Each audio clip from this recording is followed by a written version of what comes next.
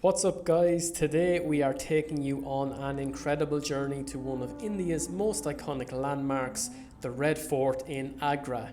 We had an amazing time visiting the Red Fort, and its striking red colour and fascinating history makes it a must-see. Join us as we dive into all the details and uncover why you should add the Red Fort to your Agra itinerary.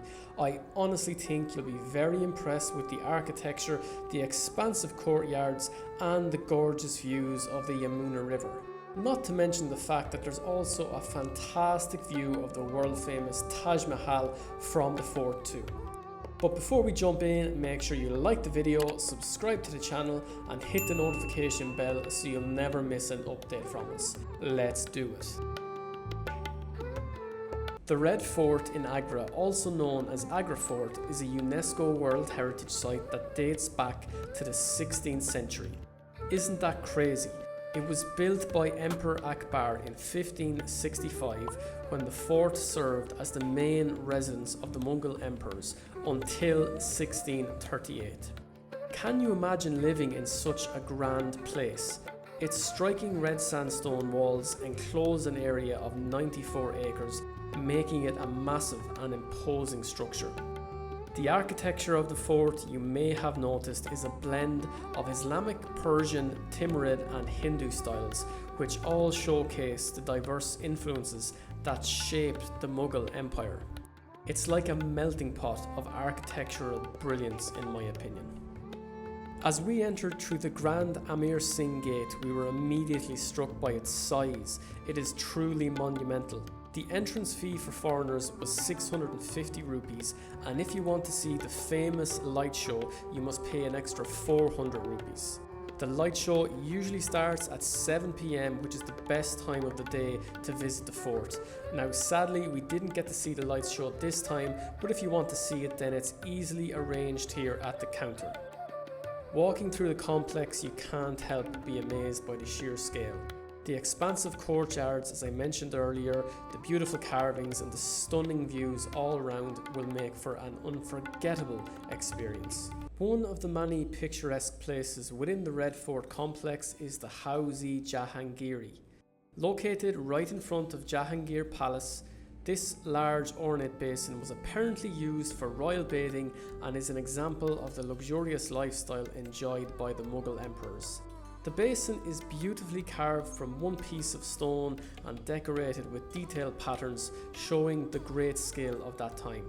Next, we visited Jahangir Palace, which Akbar built for his son Jahangir. This place is a stunning example of Mughal architecture with its red sandstone walls and intricate carvings that will leave you speechless. Can you imagine the skill and even effort that went into making those carvings? The artists and craftsmen were unbelievably talented. When I was standing in front of the palace, I was absolutely amazed at the detail and the beauty in front of me. It's mind-blowing to think about how such work has survived all of these years. So I don't know if you can hear that, but there's loads of little bats around making the noises, flying around our heads here, so you can be prepared for that. Next up, we visited the Shah Mahal and Roshnara Arab Pavilion. They are located right beside one another, so you can easily explore them simultaneously.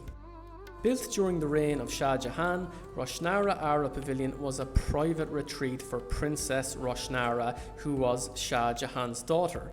This is one of the most beautiful parts of the fort in my opinion. You can see it sparkle from many meters away. Though Shah Mahal has a skeletal construction of red brick, interestingly it was all redone with a thick white stucco plaster and it was colourfully painted in floral designs. The whole palace once glistened a marble white. And did you know Babur's well as many subterranean apartments are located beneath it? Our next stop was Anguri Bagh, a beautiful garden area within the fort. Now, the garden is laid out in a traditional Mughal style with geometric patterns and fountains that create a serene atmosphere. Honestly, this place is so peaceful, it was just what we needed after a few hectic days in the busy city of Agra. Stroll around and take it all in is my only advice here. Next up, we visited the Shish Mahal, or the Glass Palace, and honestly it is one of the most stunning parts of the fort. We visited the Shish Mahal in other forts too in India, in Jaipur, and they are truly amazing. I'll leave a link in the description to one of my detailed blog posts on Amber Fort's Shish Mahal. But similar to Jaipur in Agra, the palace walls are covered in these tiny little mirrors that reflect the light, and they are simply dazzling. It's easy to see why this was a favoured retreat for the Mughal emperors. Can you picture how magical it must have looked lit up by candlelight? Next up is the Diwan-i-Khas, or Hall of Private Audience. This is where the emperor would have his secret meetings with VIPs and close advisors. And let me tell you, this place is jaw-dropping. It's decked out in this marble and other precious stones that'll make your eyes pop. Can you imagine having a serious chat about running an empire in a room like this? Talk about a power move. Something that will surely impress you here is the throne of Jahangir. Now, this throne was constructed in 1605 in Allahabad and housed at the Allahabad fort. Even after Jahangir ascended to the throne following the death of his father Akbar in 1605, the throne remained in Allahabad. It wasn't until 1610 that Jahangir had it transported to Agra. And it is also here that you will get the amazing view of the Taj Mahal further down the river. Don't miss the Diwan-i-Am, or Hall of Public Audience. This is where the emperor would address the public and hear their grievances. This large hall is open on 3 sides and features a beautifully decorated throne area. Doesn't it make you wonder what kind of issues were brought to the emperor right here? And another point of interest that you're going to want to watch out for is located right in front of Diwan-i-Am. This is the tomb of John Russell Colvin. John Russell Colvin was a British colonial administrator who died during the Indian Rebellion of 1857. His tomb here is a reminder of the fort's long and varied history. Isn't it interesting how history weaves different stories into one place? The final 2 locations we explored in the Red Fort were the Shahi Haman and Ratan Sinki Haveli.